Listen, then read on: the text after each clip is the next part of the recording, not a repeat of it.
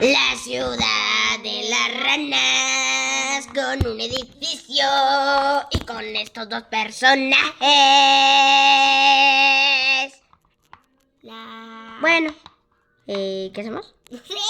Bueno, ¿Qué? ¡fuera intro! Este es un hermoso día para nuestros amigos ranas, que intentarán que está del otro lado del edificio. Piqui. Oye, amigo, ¿no sabes qué hay en el otro lado del edificio? No se sabe. Vamos a ver. Transmisión épica. Quiero enseñarles algo. Voy a entrar. Quiero enseñarles mi boca. Oye, compadre.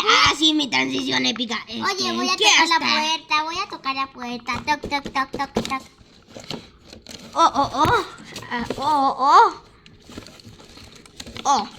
Disculpen, no puedo ver ni siquiera mi novela de turcas. Si me disculpan, tengo que hacer mis necesidades. Ña, ña, ña, ña. Ay, eso sí se fracturó. Bueno, en resúmenes vamos a ver más cosas. Cállate de la vecina. No se sabe. Vamos a investigar. Chico chiquitín. No, pero antes tenemos que ver algo. Un chambeador. Él nos dirá qué hacer. Oye, chambeador, dime qué haces. No sé, pero sáquenme de aquí. Espera. Y no sé qué tengo que hacer, pero sáquenme. Vale. Ay, qué cochino. Ay. ¡Malagradecidos! Te dijiste que te sacamos mal agradecido por decir gracias, jaja.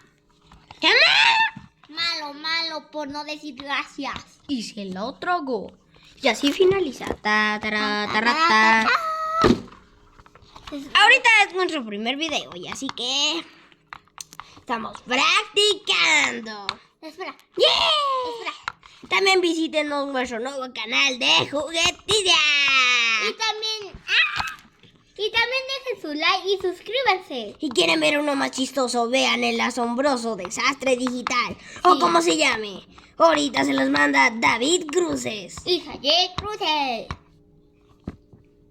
Bye bye. Chao.